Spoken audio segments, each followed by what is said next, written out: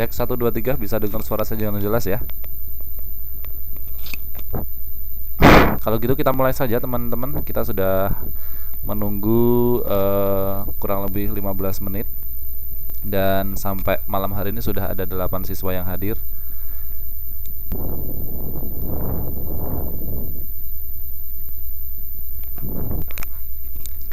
Saya kira bisa cukup kita mulai dengan siswa 8 yang hadir ya. Baik, saya mulai. Assalamualaikum warahmatullahi wabarakatuh.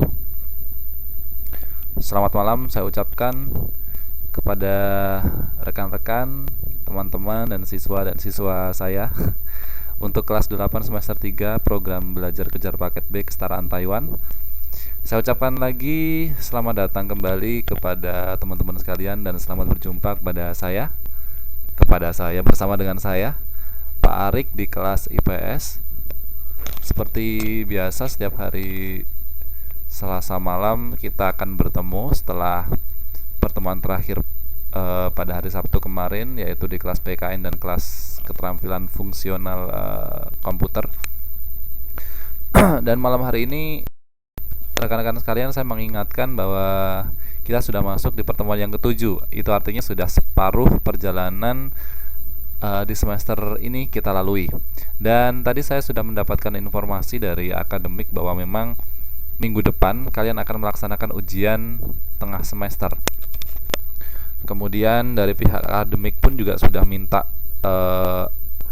soal ujian tengah semester setiap tutornya, dan alhamdulillah saya sudah store ke Pak Farih semua yang saya ampu, baik itu materi IPS, PPKN atau keterampilan fungsional, semuanya sudah saya berikan ke Pak Farih. Tinggal nanti pendistribusiannya mungkin minggu depan mulai hari Senin atau saya kurang tahu tepat waktunya kapan. Yang jelas saya sudah mengumpulkan mengumpulkan soalnya. Dan sebagai informasi untuk item soalnya itu ada 25 soal, sama kayak kemarin. 25 soal semuanya multiple choice atau pilihan berganda. Jadi di situ sudah ada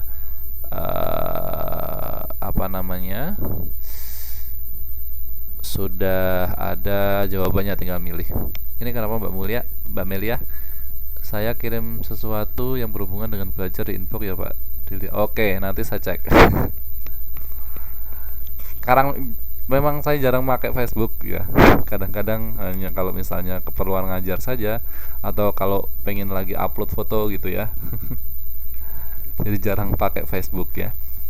Mungkin sudah terlalu tua.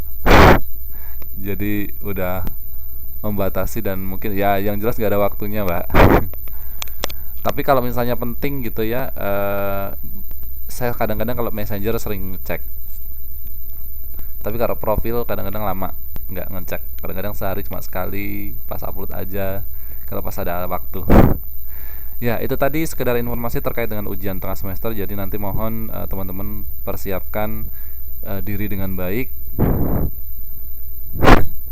Itu video buat kakak saya.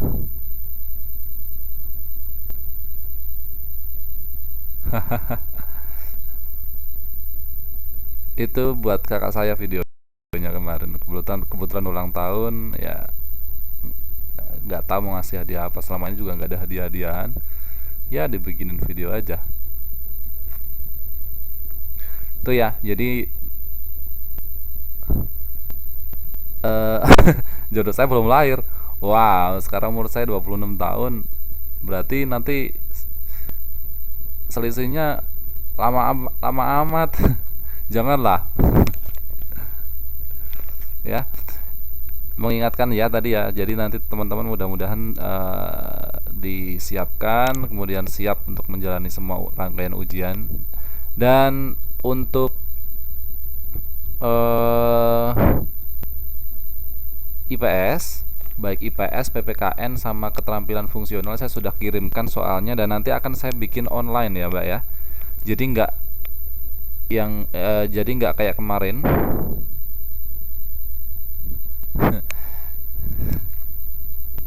Jadi nggak kayak kemarin. Jadi untuk besok saya akan buat online, jadi teman-teman sekalian tinggal akses sebuah link yang akan saya share. Kemudian seperti yang dulu, mungkin ada teman-teman sekalian yang pernah ikut kelas dengan saya. Dulu pernah saya dulu seringnya kalau saya pakai ujian online itu dengan menggunakan kalau misalnya ujian-ujian itu dengan online. Jadi saya siapkan linknya, teman-teman tinggal isi nama Facebook, nama email gitu ya. Terus habis itu tinggal milih saja, jadi nggak perlu ngetik ngirim email atau bikin Microsoft Word atau ngetik apapun, susah, dan itu pun juga susah ngoreksinya. Tapi kalau online itu nanti otomatis nilainya akan keluar. Jadi apa namanya, besok akan saya buat online untuk memudahkan teman-teman sekalian. Ya, selamat datang Mbak Kartini. Mbak Kartini, silahkan bergabung dengan kelas IPS. Nanti kalau misalnya ketinggalan banyak, silahkan cek video rekaman-rekamannya di channel YouTube saya ya, di subscribe atau dicari nanti sesuai dengan uploadan biasanya. Nanti langsung diklik profilnya, terus di situ nanti di playlist atau di videonya akan kelihatan semua tuh, kelas berapa, pelajaran apa, nanti tinggal diklik aja. Gampang kok, sudah saya persiapkan soalnya. Oke, baik. Iya Mbak Rara, nggak apa-apa, sambil ngurus pasien ya, nggak apa-apa. Yang penting bisa masuk dan bisa mendengarkan saya. Baik, sebelum kita mulai materi pada malam hari ini, teman-teman sekalian, mari kita buka terlebih dahulu pelajaran kita pada malam hari ini dengan berdoa menurut keyakinan dan agama kita masing-masing. Berdoa menurut keyakinan dan agama kita masing-masing. Berdoa dipersilahkan.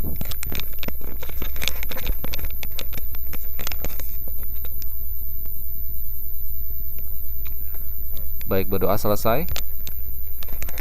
Ya, malam hari ini teman-teman sekalian, kita masuk di materi baru, di topik pembahasan baru. Kalau pertemuan-pertemuan yang lalu kita membahas cabang ilmu IPS yang namanya geografi. Nah, sekarang atau malam hari ini kita akan mulai dengan cabang ilmu IPS yang lain. Kalau kalian masih ingat bahwa saya pernah menyampaikan di awal-awal pertemuan dulu ya, bahwa ilmu IPS itu cabangnya ada 4, yaitu geografi, yaitu ada juga ekonomi, ada sejarah, dan ada sosiologi, dimana semuanya itu berbeda-beda pembahasannya, topik pembahasannya. Tapi dari keempat cabang ilmu IPS tersebut, kalau masih di ranah SMP, SD gitu ya, itu masih dilebur menjadi satu di dalam wadah ilmu pengetahuan sosial atau IPS. Nah, nanti kalau kalian sudah SMA, semua itu akan dipecah-pecah karena memang kalian membutuhkan ilmu yang lebih luas cakupannya. Jadi tidak lagi dipersingkat atau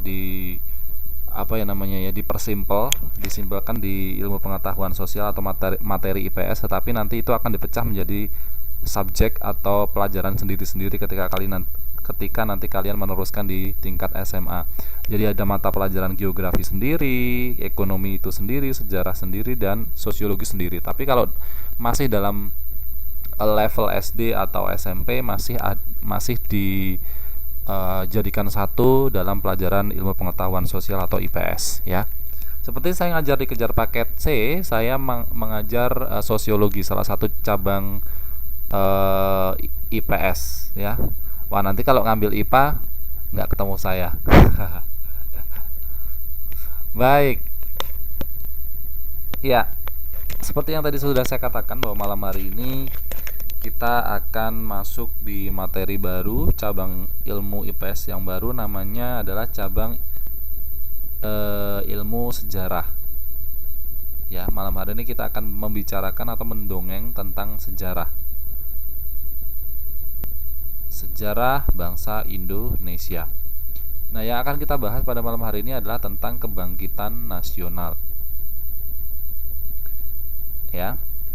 Jadi apa sih yang namanya kebangkitan nasional? Bangkit itu artinya berdiri lagi dari keterpurukan gitu ya. Artinya bangkit, atau bisa dikatakan move on ya, kalau zaman orang sekarang. Jadi habis terpuruk, putus cinta, itu bisa move on, itu namanya bangkit. Jadi bangkit itu adalah memulai lagi atau berjuang lagi, berdiri lagi dari keterpurukan. Nah, bangsa kita dulu terkenal, jadi Indonesia itu terkenal memang sebagai negara yang banyak penjajahnya dan lama sekali penjajahannya. Belanda sendiri itu paling lama ya, sekitar 300 tahun, 3,5 abad atau 350 tahun sendiri menjajah bangsa Indonesia. Belum Jepang, belum Portugis, belum Spanyol, belum Inggris ya. Jadi banyak sekali yang menjajah Indonesia, sehingga bangsa Indonesia itu mengalami zaman-zaman keterpurukan yang berulang kali dan berkali-kali gitu ya. Jadi sudah jatuh tertimpa tangga pula. Nah, akhirnya pada suatu ketika ada suatu waktu di mana Indonesia itu mulai bangkit dari keterpurukan, yang namanya adalah kisah atau momentum atau kejadian yang namanya kebangkitan nasional.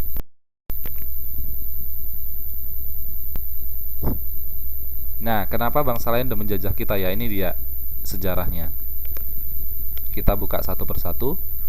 Nah, yang kalau kita bicarakan kebangkitan nasional, kita akan bicara beberapa hal di papan tulis ini. Yang pertama adalah tentang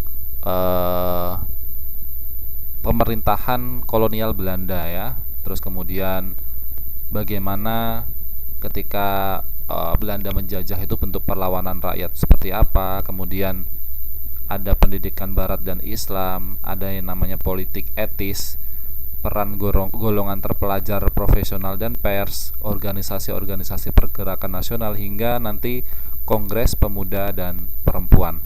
Nah, malam hari ini kita akan belajar satu persatu terkait dengan kebijakan pemerintah kolonial atau penjajahan zaman Belanda masuk ke Indonesia ya. Itu yang akan kita bahas malam hari ini. Jadi santai saja karena ini memang bahasanya banyak, jadi nggak perlu terburu-buru ya. Dan sepertinya yang materi ini tidak saya masukkan ke dalam UTS karena memang baru kita pelajari malam hari ini dan soalnya udah jadi ya. Oke. Yang pertama kita akan bahas tentang kebijakan pemerintah kolonial dan pengaruhnya. Jatuhnya bangsa Indonesia ke tangan kolonialisme barat itu dimulai sejak bangsa Eropa Barat menundukkan kerajaan-kerajaan di Nusantara. Ya. Jadi bangsa-bangsa Eropa Barat itu mulai menjajah atau Indonesia itu bisa digenggam sama mereka itu awalnya dari bangsa Eropa Barat itu datang ke Indonesia, kemudian menguasai dan menundukkan, mengalahkan kerajaan-kerajaan yang ada di Nusantara. Dulu kan sistemnya bukan negara ya Indonesia ini. Zaman-zaman dulu tuh masih kerajaan, masih berdiri sendiri. Ada kerajaan Majapahit, ada kerajaan Singosari, ada kerajaan Sriwijaya. Nah, akhirnya sampai 350 tahun Indonesia itu dicengkram oleh Belanda atau bangsa Eropa Barat, itu karena awalnya memang kerajaan-kerajaan itu berhasil dilumpuhkan atau berhasil ditundukkan. Nah, setelah bangsa Eropa Barat ya itu menundukkan kerajaan-kerajaan di Nusantara, perlahan-lahan Indonesia ini dikuasai oleh bangsa-bangsa Eropa Barat, yaitu Spanyol, Portugis, Belanda, dan Inggris. Nah, ini tokoh-tokoh utama yang mengobak-ngabrik Indonesia selama kurang lebih 400 tahun adalah sekitar 400 tahun, karena memang 350 tahunnya itu Belanda sendiri. Ya. Tuh. Bayangkan 400 tahun dijajah itu, kalau digunakan untuk perkembangan harusnya negara kita sudah menjadi negara maju ya, setara dengan Eropa sana. Tapi karena kita dijajah ya sudah lama jadinya perkembangannya. Oke. Kenapa sih bangsa Eropa Barat itu senang sekali datang ke Indonesia? Nah, ini alasannya. Alasan yang pertama adalah karena Indonesia ini kaya, terutama kaya akan kekayaan alam. Jadi Indonesia ini memiliki segala hal yang tidak dimiliki oleh bangsa lain, termasuk di sini adalah kekayaan alam. Nah, kekayaan alam yang dominan di Indonesia yang sangat diminati oleh bangsa-bangsa Eropa Barat waktu itu adalah rempah-rempah. Ya. Karena menurut mereka di negara mereka atau di negara belahan dunia lainnya, rempah-rempah Nusantara itu merupakan barang yang berharga di Eropa. Jadi kalau diambil dijual di sana itu menjadi barang yang elit dan harganya mahal, karena di sana nggak sekomplit di Indonesia dan nggak sebanyak di Indonesia. Jadi hasil rempah-rempah Nusantara itu merupakan barang yang berharga di Eropa. Untuk itu mereka datang di sini untuk ngambil tuh rempah-rempah ya, kekayaan alam di Indonesia. Kalau dilihat dari sejarahnya, ternyata bangsa Portugis ya, yang termasuk bangsa dari negara Eropa Barat sana. Bangsa Portugis ini merupakan bangsa Barat yang pertama kali menguasai kerajaan yang ada di Nusantara. Tepatnya merebut Selat Malaka pada tahun 1511. Ya, pertamanya awalnya bangsa Portugis itu menguasai Nusantara dengan menaklukkan Selat Malaka pada tahun 1511. Di mana pada waktu itu Selat Malaka itu menjadi komoditi jalur yang sangat strategis untuk perdagangan. Untuk itu mereka pertama kali menguasai Indonesia itu dengan menaklukkan Selat Malaka. Tetapi karena orang Eropa Barat itu serakah ya, jadi mereka tidak mau kalau misalnya hanya satu negara saja yang menguasai Indonesia. Jadi akhirnya memicu Belanda untuk datang ke Indonesia, kemudian menaklukkan Malaka juga pada tahun 1640, sehingga pemerintahan Portugis atau kejayaan Portugis dalam merebut Malaka pada waktu itu berakhir. Setelah itu bangsa Spanyol, tadi kan harusnya ada 4 tuh negara di Eropa Barat, ada Inggris, ada Portugis, dan Belanda serta Spanyol. Nah, yang nggak kebagian untuk menguasai bangsa Indonesia itu hanya Spanyol. Ya, Portugis kebagian, Belanda kebagian. Yang tidak kebagian atau tidak sempat menguasai bangsa Indonesia itu adalah Spanyol, sehingga Spanyol ini lebih menduduki atau lebih menjajah ke Filipina. Nah, tadi setelah Portugis itu didepak oleh Belanda, akhirnya Portugis saingan dengan Spanyol untuk menjajah Filipina. Seperti yang tadi sudah saya katakan, bahwa memang Belanda ini merupakan bangsa yang paling lama sekali melakukan penjajahan di Nusantara. Persisnya adalah 3,5 abad, 350 tahun.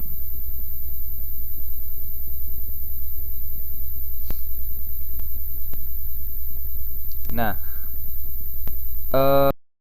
selama Belanda itu menjajah kawasan Nusantara ya, lantas Belanda itu tidak hanya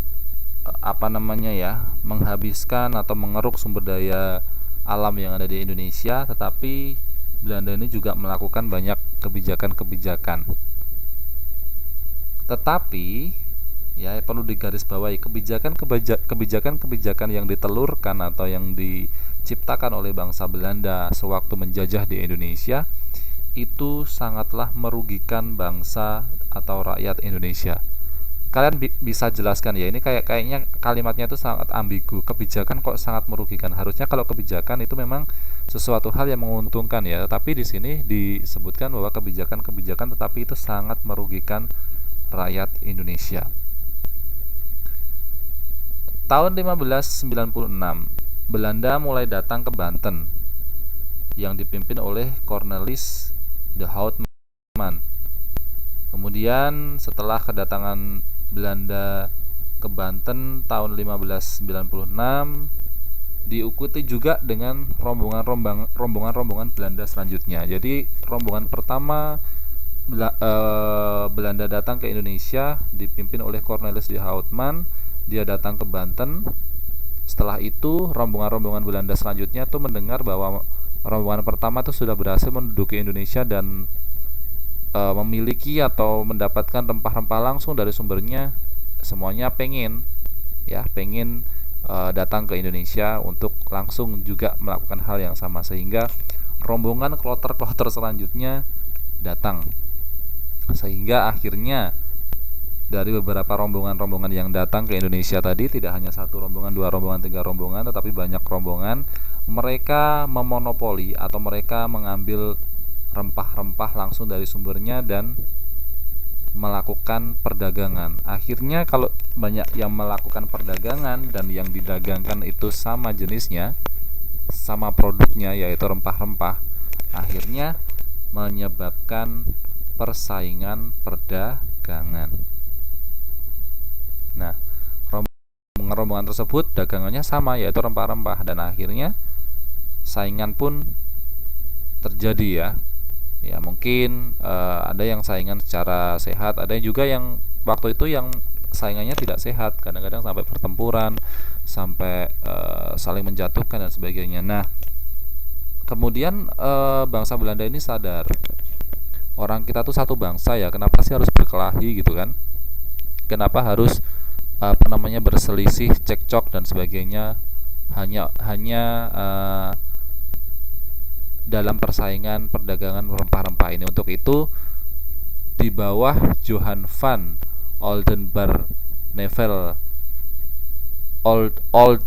Oldenbarnevelt menyarankan untuk membuat sebuah kongsi dagang yang namanya Verenigd Oost-Indisch Company, yaitu VOC, yang dikenal dengan VOC. Nah, ini untuk melerai atau menurunkan atau mengurangi persaingan, lebih tepatnya untuk mengatasi persaingan ya. Jadi Johan van Oldenbarnevelt itu menyarankan untuk membuat suatu badan atau kongsi dagang, lembaga yang mengurusi untuk mengatasi persaingan tersebut, yang namanya VOC atau Verenigd Oost-Indisch Company.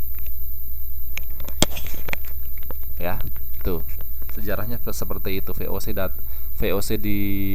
dibuat itu karena ada persaingan dagang. Nah, apa sih sebenarnya tujuan VOC itu didirikan? Yang pertama adalah menghindarkan persaingan antar pengusaha Belanda. Jadi nanti kalau terjadi persaingan di mana-mana, kemudian Belanda cekcok gitu kan, akhirnya nggak bersatu dan mudah dikalahkan oleh bangsa Indonesia. Jadi ya bangsa Belanda memikirkan bahwa supaya tidak cekcok, supaya tidak saingan ya, supaya kekuatan Belanda itu penuh untuk menguasai Indonesia ya, jadi dibuatlah tuh VOC untuk menghindari persaingan pengusaha-pengusaha atau di bidang perdagangan rempah-rempah tersebut tadi. Nah, dengan adanya kongsi dagang tersebut, Belanda itu bisa mendapatkan keuntungan yang sebesar-besarnya. Ya, kalau pedagang-pedagang bersatu, kemudian teknik dagangnya itu diatur dengan baik, pengeluaran, pemasukan, kemudian barang yang harus diimpor, barang yang harus diekspor gitu ya, harus dijual kemana, harus dijual kemana. Kalau mereka itu kalau ada kongsi dagang seperti itu, berarti mereka akan mendapatkan keuntungan yang gampang.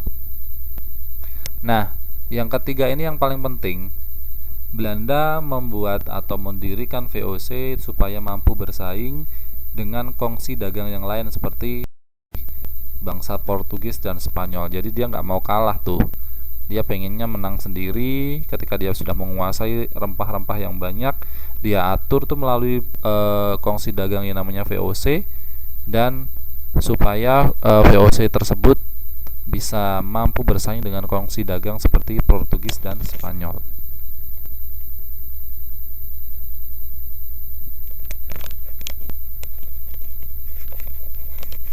Oke, kita lanjutkan lagi.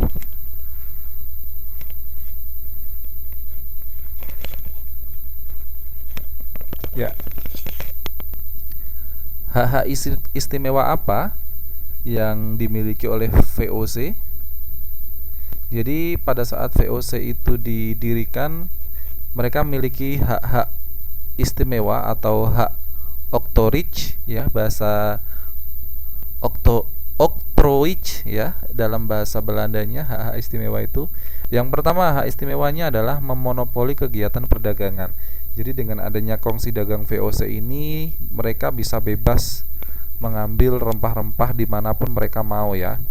Jadi langsung monopoli, tidak boleh ada bangsa lain atau bangsa Indonesia sendiri yang memproduksi mengambil atau memetik serta memanen rempah-rempah atau sumber daya alam yang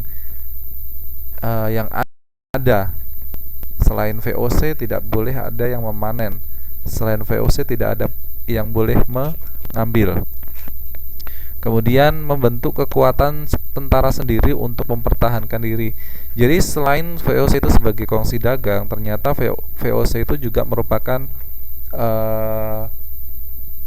suatu kongsi yang dia merupakan atau bertindak sebagai tentara kekuatan juga untuk melindungi dan mempertahankan diri, karena mereka sadar bahwa mereka itu menduduki daerah yang bukan wilayah mereka. Jadi sewaktu-waktu ada gempuran atau ada perlawanan, mereka siap dengan adanya VOC tersebut.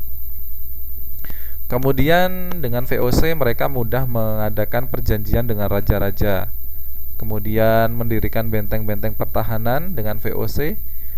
Kemudian hak-hak istimewa lain dari VOC adalah mencetak dan mengedarkan uang sendiri. Jadi pada waktu itu mereka sudah mulai mencetak uang sendiri, uang Belanda. Dia memiliki hak istimewa untuk mengedarkan uang sendiri dan bisa diberlakukan di negara Indonesia, dan menyatakan perang dan serta mengadakan perdamaian. Jadi VOC ini juga berhak untuk menyatakan perang jika ada suatu hal yang dia tidak suka, tidak berkenan, ya, mereka bisa mengadakan perang dan juga bisa mendamaikannya, ya. Gitu. Itu hak istimewa VOC. Selain itu, didirikannya VOC itu bukan semata-mata badan perdagangan untuk mencari keuntungan, tetapi juga merupakan badan pemerintahan yang dijadikan oleh Belanda sebagai alat untuk menjajah Nusantara.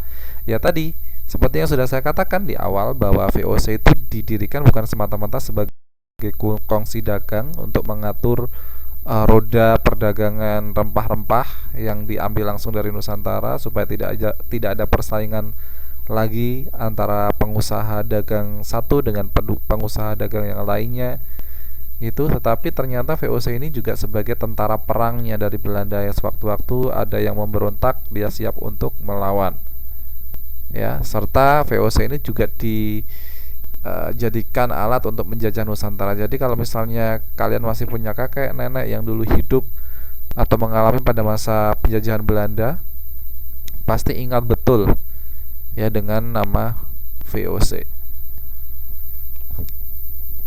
Jadi memang VOC ini setannya.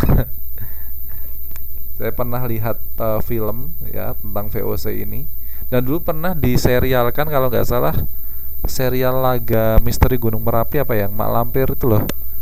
Ya, Mak Lampir dia kerjasama dengan VOC. Nah itu kan menceritakan tentang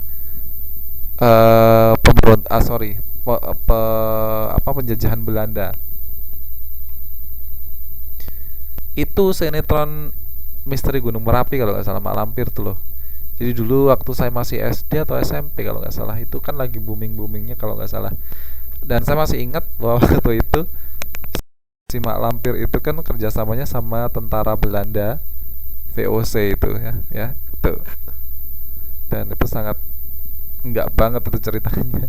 Karena Mak Lampir itu kan demit, ya. Jadi dia kerjasama dengan tentara Belanda untuk menghancurkan kerajaan Mataram waktu itu. Kita lanjutkan. Nah, tadi kita sudah bicara tentang hak istimewa VOC yang bermacam-macam tadi.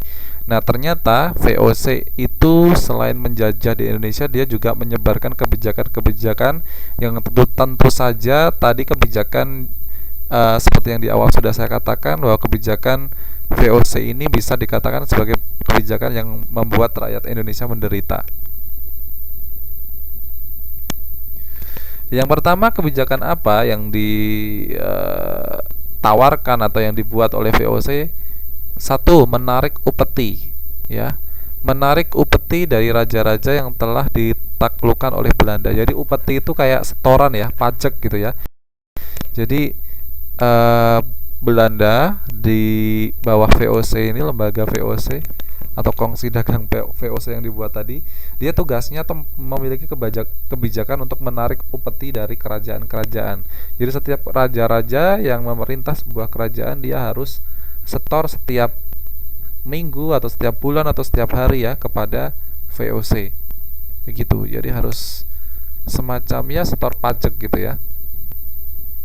Nah, ini juga selain raja-raja yang ditarik upeti, ternyata pajak itu juga diberlakukan, ditarik dari rakyat-rakyat pribumi atau rakyat-rakyat Indonesia itu sendiri. Jadi sangat menyakitkan itu ya, sangat menyengsarakan. Kemudian VOC ini juga mengadakan pelayaran hongi.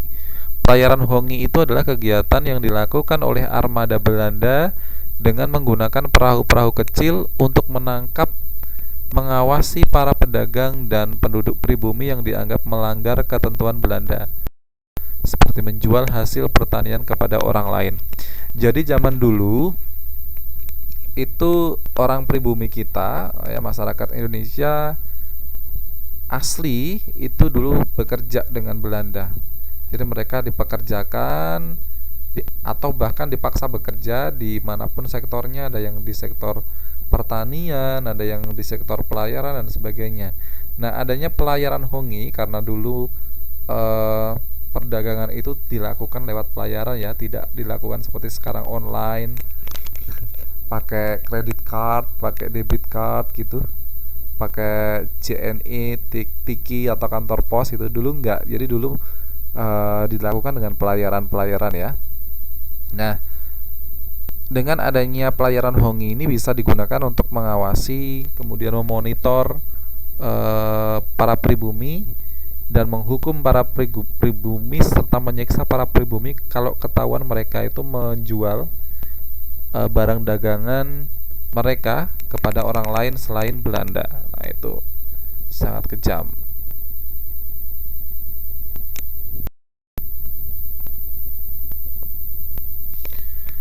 Kemudian yang selanjutnya adalah melakukan ekstirpasi, yaitu menebas, membinasakan dan menghancurkan tanaman rempah-rempah yang menjadi komoditas ekspor agar tidak mengalami kelebihan produksi dan menyebabkan jatuhnya harga. Ya, jadi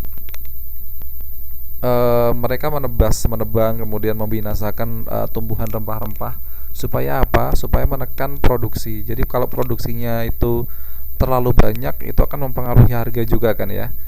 Dimana kalau barangnya banyak, kemudian produksinya banyak gitu ya, harga akan cenderung murah. Tetapi kalau misalnya barang itu langka atau stabil gitu ya, harga otomatis tetap atau naik, semakin mahal. Jadi ekstirpasi ini dilakukan oleh bangsa Belanda melalui VOC dengan kebijakannya itu untuk menekan produksi yang berlebihan supaya harganya tidak jatuh. Kemudian yang selanjutnya adalah mengangkat seorang gubernur jenderal untuk mengawasi dan melaksanakan jalannya pemerintahan di daerah yang dikuasai, seperti Gubernur Jan Peterson. Kemudian gubernur itu dikenal dengan pendiri kota Batavia atau Jakarta pada saat ini, dan kebijakan-kebijakan kolonialisasi untuk mendatangkan keluarga orang Belanda ke Nusantara untuk kebutuhan tenaga kerja Belanda. Jadi selain monopoli, dia juga memiliki kebijakan untuk mengangkat pemimpin-pemimpin daerah, sehingga sistem gubernur sampai sekarang itu kan diadaptasi. Karena dulu ini sejarahnya ya, sejarahnya adalah dari Belanda yang dia menciptakan otonomi daerah dengan adanya pimpinan-pimpinan yang otonom ya, pimpinan yang mereka diberikan kebebasan untuk memimpin daerah masing-masing setiap provinsi ya. Ini awalnya dari sini gitu, supaya pemimpin negara itu tidak kewalahan itu ya untuk menguasai untuk mengatur semuanya. Jadi harus ada pimpinan kecil yang ada di dalam suatu daerah masing-masing. gitu.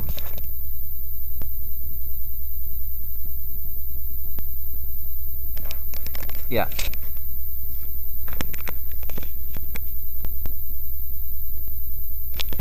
selanjutnya, selama VOC berkuasa, VOC ini dinilai sangat kejam dan mengakibatkan rakyat Indonesia mendapat banyak kerugian, menderita secara fisik, serta kekurangan uang dan bahan untuk keperluan hidupnya. Lagi mana enggak ya? Karena lahan pertanian yang dimiliki Indonesia dikuasai oleh VOC, kemudian mereka dipekerjakan atau mereka diharuskan, dipaksa untuk bekerja di ladang mereka sendiri dan menyetor apapun hasil panennya kepada VOC. Kemudian mereka dibayar dengan upah yang sedikit. Bagaimana mereka tidak menderita secara fisik ya? Mereka dituntut untuk kerja keras terus, berladang, macul, mencangkul gitu ya, menanam, memanen, kemudian mengolah dan sebagainya.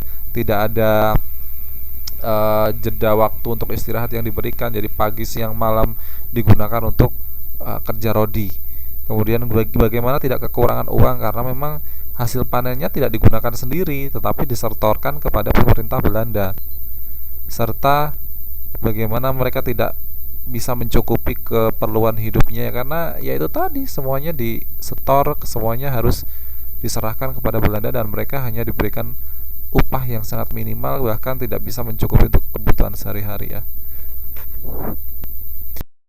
Kemudian yang kedua, selama VOC berkuasa, VOC ini tidak segan-segan untuk menangkap rakyat yang dianggapnya memberontak, menjadikan budak belian, bahkan membunuh rakyat yang tidak berdosa. Jadi pada waktu itu yang namanya budak berlian itu adalah menjadi budak pemuas nafsu mereka. Jadi kalau misalnya ada anak gadis gitu ya, dia beli, kadang-kadang tidak dibeli langsung dijadikan pemuas nafsu orang-orang Belanda ya, gitu, dibeli kadang untuk diperistri atau kadang dibeli untuk kerja, dipaksa untuk kerja. Jadi sangat membuat rakyat Indonesia itu menderita ya.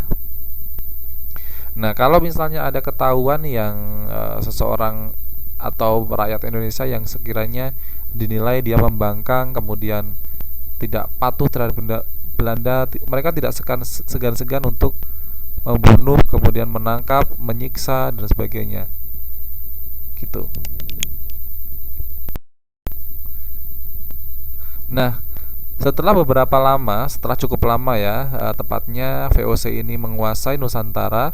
Nah, dalam perkembangan selanjutnya, VOC ini ternyata mengalami kemunduran. Nah, setelah menguasai lama, ternyata VOC ini mengalami kemunduran. Apa saja faktor-faktor yang mengakibatkan VOC ini mengalami kemunduran? Yang pertama adalah merebaknya tindakan korupsi di kalangan para pegawai VOC. Jadi ternyata korupsi ini yang sekarang melanda di Indonesia itu sudah ada yang mengawali, sudah ada yang mengajari dulu ya.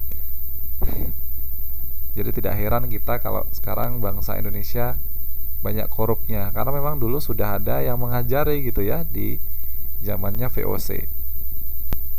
Nah, yang pertama kali kenapa VOC ini mengalami kemunduran, karena banyak pegawai VOC itu yang melakukan korupsi.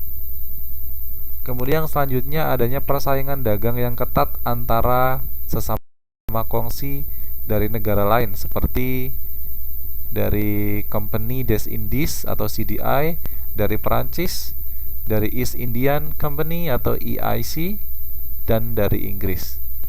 Nah, banyaknya persaingan dagang tersebut yang kemudian menekan si VOC menjadi tidak bisa berkembang dan tidak solid lagi, dan juga didukung karena banyaknya pegawai VOC yang korupsi.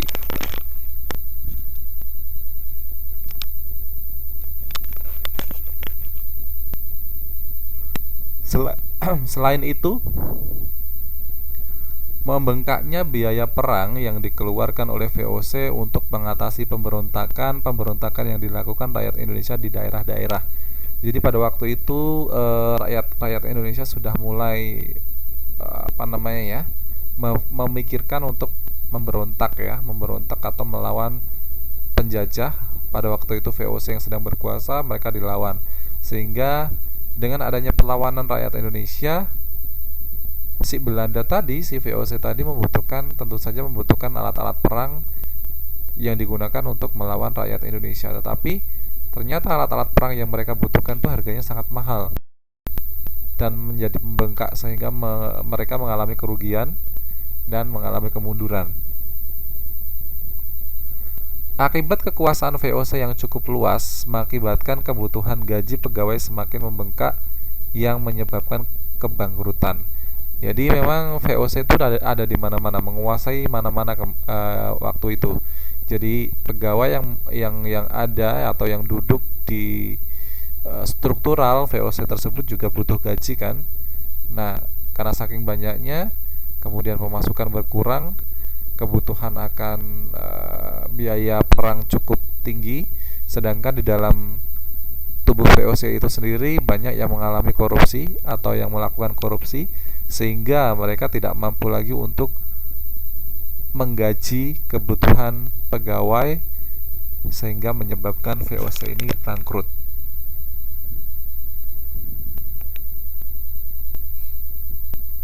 Ya, sampai pada akhirnya VOC ini mundur. Tepatnya pada tahun 1795 dibentuklah panitia pembubaran VOC. Panitia ini membubarkan VOC pada tanggal 31 Desember 1799 dengan ketentuan semua uang dan kekayaan yang diambil alih oleh pemerintahan Belanda. Jadi tidak diambil alih oleh VOC saja, sekarang sudah diambil alih kepada Belanda, kerajaan Belanda. Tadi kan kalau VOC itu cuma bagian kecil dari Belanda. Setelah VOC kalah, semua kekayaan yang dimiliki VOC tadi, yang bagian dari Belanda tadi, ditarik atas nama Belanda. Jadi kalau kalian pengen mengingat-ingat kapan VOC dibubarkan, itu malam menjelang tahun baru ya, tanggal 31 Desember. Nanti kalian bisa merayakan dibubarkannya PKI sambil tiup trompet ya. Itu. Kemudian yang selanjutnya adalah menyebabkan kekuasaan Belanda semakin memudar, serta kongsi dagang Inggris semakin mengalami perkembangan. Jadi dulu itu saingan banyak sekali ya. Jadi untuk mengalahkan satu sama yang lainnya saling bersaing, dan akhirnya Belanda kalah, Inggrislah yang berkembang. Pemerintah Hindia Belanda semakin gencar untuk mempertahankan wilayah kekuasaan Belanda di Indonesia. Nah, akhirnya Belanda melalui Herman Willem Daendels mengatur pemerintahan di Indonesia sekaligus mempertahankan Pulau Jawa dari serangan Inggris. Persaingan demi persaingan dilakukan oleh bangsa-bangsa lain untuk merebut negara Indonesia. Pada waktu itu yang sudah menempel menjajah di Indonesia itulah bangsa Belanda. Tetapi pada waktu itu Belanda mengalami banyak sekali kemunduran dari bentukan-bentukan kongsi dagang tadi. VOC sudah mengalami kemunduran, akhirnya mengusik si Inggris untuk datang ke Indonesia untuk melakukan hal yang sama, untuk menjajah Indonesia juga. Nah, tapi Belanda tidak tinggal diam.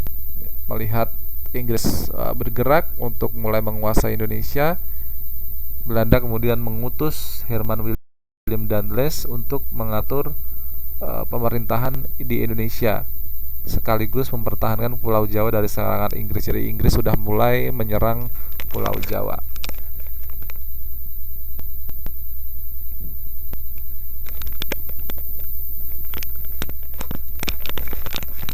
Nah, apa yang menjadi tugas Daendels? Daendels yang tadi diberikan amanah untuk mengatur pemerintahan yang ada di Indonesia sekaligus mempertahankan Pulau Jawa, dia mulai memindahkan pusat pemerintahan ke pedalaman-pedalaman supaya tidak bisa dihancurkan atau tidak bisa dikalahkan oleh bangsa Inggris. Selain itu, Daendels ini juga menambahkan prajurit-prajurit rahasia dari pedalaman-pedalaman tersebut. Kemudian membangun benteng-benteng pertahanan yang tinggi, membuat jalan dari Anyar ke Panarukan ya supaya mudah untuk mobilisasi, mudah untuk pergerakan melawan uh, Inggris gitu ya. Serta tugas-tugas Daendels ini adalah memaksa rakyat untuk kerja rodi. Ini juga sangat menderita, membuat rakyat Indonesia menderita. Selanjutnya, semakin buruknya perekonomian Belanda mengakibatkan gejolak sendiri di kalangan mereka. Ya, lama-kelamaan perekonomian Belanda pun memudar, menjadi sangat sulit gitu ya, karena ya tadi peperangan, kemudian banyak korupsi, kebutuhan perang yang sangat tinggi, dan juga tekanan dari Inggris, sehingga timbullah gejolak-gejolak sendiri itu dari tubuh Belanda.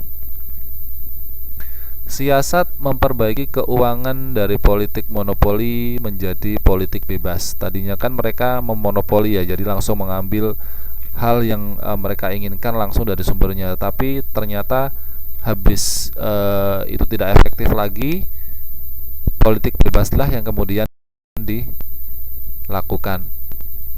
Apa yang dilakukan kemudian? Politik bebas itu dicanangkan dengan cara tanam paksa atau Culture Stelsel tahun 1830 yang dipimpin oleh Johannes van de Bos. Ya, teknik monopoli sudah tidak tidak bisa lagi dilakukan, sehingga mereka lebih memilih cara lain, yaitu melakukan dengan cara politik bebas, yaitu dengan jalan melakukan tanam paksa atau Culture Stelsel yang dilakukan pada tahun 1830 yang langsung dipimpin oleh Johannes van de Bos. Tujuan sistem tanam paksa ini adalah untuk mendapatkan keuntungan yang sebesar-besarnya dari dan mengisi kekosongan kas Belanda yang pada saat itu terkuras habis akibat perang. Jadi mereka punya ide untuk menyuruh atau apa ya istilahnya, mengerahkan rakyat Indonesia untuk menanam ya, menanam baik pertanian, perkebunan atau yang lain. Itu mereka dipaksa, tidak peduli anak-anak, tidak perlu remaja, tidak peduli dewasa, tua dan sebagainya, mereka dipaksa untuk tanam apapun yang waktu itu bisa ditanam dan bisa memperoleh hasil. Itu tujuannya adalah untuk mengisi kekosongan kas yang tadi sudah habis digunakan untuk perang, membayar pegawai ataupun dikorupsi.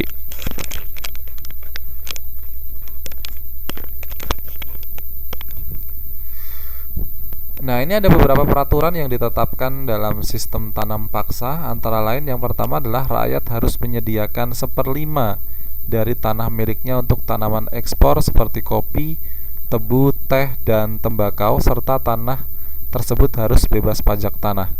Nah, ini dulu itu kan yang memiliki tanah itu kan warga negara Indonesia ya.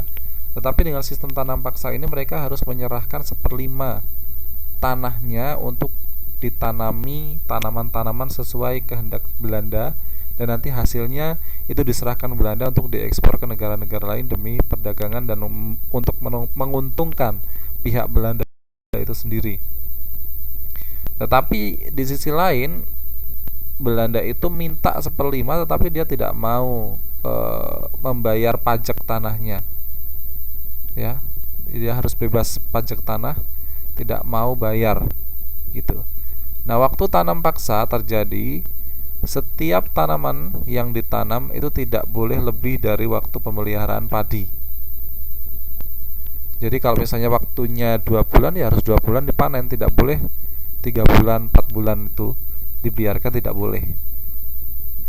Kerusakan tanaman akibat bencana alam ditanggung oleh pemerintah Belanda.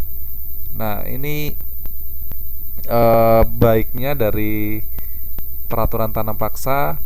Jadi kalau misalnya ada kerusakan tanaman kok disebabkan misalnya karena gunung api, karena gempa bumi, karena banjir, itu yang menanggung nantinya Belanda. Tetapi kalau kerusakan tanaman akibat ulah manusia, misalnya dimaling orang gitu ya, atau dibakar sama orang gitu kan, adanya kerugian-kerugian, nah itu yang nanggung nanti adalah rakyat Indonesia.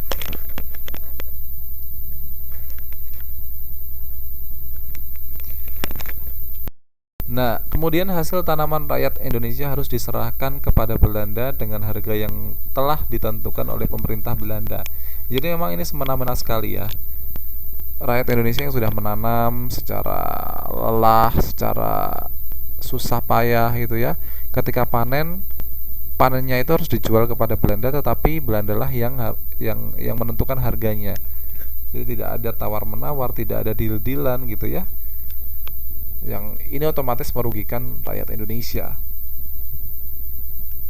Bagi petani yang tidak memiliki tanah, kemudian dia dipekerjakan kepada perkebunan atau pabrik-pabrik milik pemerintah selama 66 hari. Jadi ada aturan-aturan bagi mereka yang tidak memiliki tanah, tetap diberdayakan, tetap dipekerjakan dengan jalan bekerja di kebun orang lain atau bekerja di pabrik milik Belanda selama 66 hari non-stop. Ya, tanam paksa ini sangat merugikan rakyat. Pelaksanaannya tidak sesuai dengan aturan dan diperparah banyaknya penyimpangan yang dilakukan para pengusaha pribumi. Jadi sistem tanam paksa ini sangat membuat rakyat Indonesia menderita. Serta pelaksanaan yang tadi sudah ada aturan-aturannya itu tidak sesuai dilaksanakan, dan itu diperparah dengan pemberontakan atau penyimpangan-penyimpangan yang dilakukan oleh pengusaha pribumi. Misalnya mereka menyembunyikan hasil panen, kemudian menjualnya dengan orang lain, dan akhirnya jika ketahuan, akibatnya yang akan mereka terima lebih menyakitkan. Kemudian ingin menambah upah pengawasan dengan cara menekan rakyat seperti penyediaan tanah tidak seperlima lagi tetapi setengahnya. Nah, ini tidak sesuai aturan. Tadi kan mintanya seperlimanya, tetapi sekarang berubah menjadi setengahnya. Kemudian desa yang memiliki tanah subur semuanya digunakan untuk tanam paksa. Ada wilayah-wilayah yang sekiranya terlihat subur gitu, itu harus digunakan untuk area tanam paksa. Oke, kita lanjutkan. Kerusakan dan kegagalan panen akan ditanggung oleh petani dan rakyat. Nah, ini penyimpangannya. Tadi kan bilangnya kerusakan dan kegagalan akan ditanggung oleh Belanda, tetapi banyaknya penyimpangan terjadi. Ini mengakibatkan rakyat Indonesia itu menjadi menderita. Kemudian rakyat Indonesia menderita kemiskinan yang berkepanjangan, kelaparan dan kematian terjadi di mana-mana. Sementara bagi Belanda merupakan ladang ekonomi yang banyak mendapatkan keuntungan. Mereka tidak mempunyai rasa kemanusiaan, tidak memiliki belas kasihan. Melihat rakyat Indonesia menderita pun mereka masih happy ya, karena mereka mendapatkan keuntungan yang luar biasa. Dan akhirnya kas Belanda yang asalnya tadi kosong dapat dipenuhi kembali, dan kemudian secara berangsur-angsur utang Belanda kepada bangsa lain itu bisa terlunasi.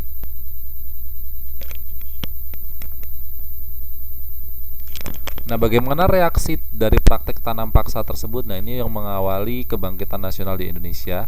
Yang pertama, Baron van Howell, seorang misionaris dari yang menyatakan bahwa tanam paksa itu adalah suatu tindakan yang tidak manusiawi karena menyebabkan rakyat sangat menderita. Nah, ini mulai ada kebangkitan nasional untuk memberontak Belanda. Seperti yang diungkapkan oleh Bapak Baron van Howell ini, seorang misionaris yang menyatakan bahwa tanam paksa merupakan tindakan yang tidak manusiawi karena sangat membuat rakyat menderita. Kemudian Dekker ya, seorang pejabat Belanda ya, malah mereka merasa prihatin terhadap penderitaan rakyat Indonesia. Dan dia menulis buku yang berjudul Max Havelaar yang isinya menceritakan tentang penderitaan rakyat Indonesia akibat sistem tanam paksa. Ini reaksi-reaksi dari tanam paksa ya. Nah, kemudian golongan-golongan pengusaha kaum liberalis yang menghendaki kebebasan dalam berusaha. Mereka memberontak, pengen usaha secara bebas, ya, tidak ditekan, tidak harus memenuhi syarat-syarat tertentu, tidak harus memenuhi aturan-aturan yang gila tadi ya, membuat menderita. Oke.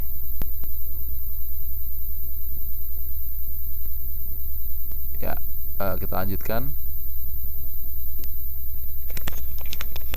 Nah, bagaimana bentuk-bentuk perlawanan rakyat? Yang bisa dilakukan rakyat pada saat itu adalah menyikapi kedatangan serta dominasi bangsa-bangsa barat di Indonesia. Bangsa Indonesia melakukan reaksi seperti tidak suka, menolak, atau tidak mau berhubungan dengan mereka, baik dalam bidang perdagangan, kebudayaan, maupun bidang lain. Perlawanan dilakukan umumnya melalui peperangan atau gerakan sosial, seperti peperangan terorganisir, terutama oleh angkatan bersenjata milik kerajaan di suatu daerah. Kemudian gerakan sosial seperti perlawanan dengan cara protes. Kemudian pengusaha bekerja sama dengan penjajah, serta gerakan sosial berupa pemberontakan. Faktor perlawanan karena gerakan bangsa barat cenderung menguasai, kemudian hasrat untuk hidup tenang, serta hasrat untuk menegakkan kedaulatan serta kemandirian. Ya, mungkin itu. Bentuk perlawanan yang lainnya adalah rakyat menunjukkan bahwa rakyat Indonesia tidak menghendaki penjajahan, serta perlawanan tersebut belum mampu akhirnya mengusir bangsa Belanda dari wilayah Indonesia, hingga negara tersebut mengalami kekalahan pada Perang Dunia Kedua. Jadi saat kita melawan Belanda itu juga belum mampu untuk mengusir Belanda dari Indonesia. Mereka tetap datang lagi hingga pada saat Perang Dunia Kedua, saat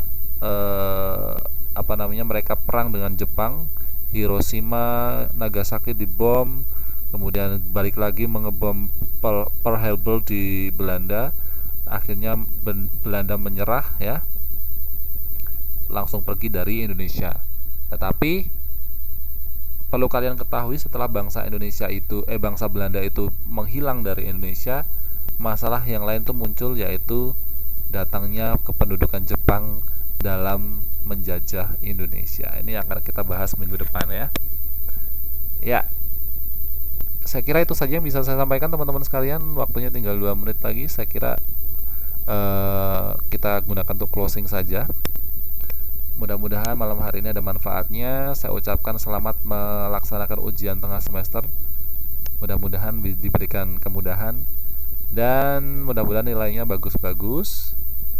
Nah, untuk update infonya nanti akan kita update infonya di grup Facebook ya.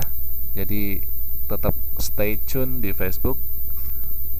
Kapan ujiannya nanti akan segera diinformasikan oleh bagian akademik. Baik, itu saja yang bisa saya sampaikan. Kita tutup dengan berdoa menurut keyakinan dan agamanya masing-masing. Berdoa dipersilahkan. Berdoa selesai, kita ketemu lagi di pertemuan yang akan datang hari Jumat. Selamat malam, selamat berjumpa lagi. Saya ucapkan selamat beristirahat, dan saya tutup. Assalamualaikum warahmatullahi wabarakatuh. See ya.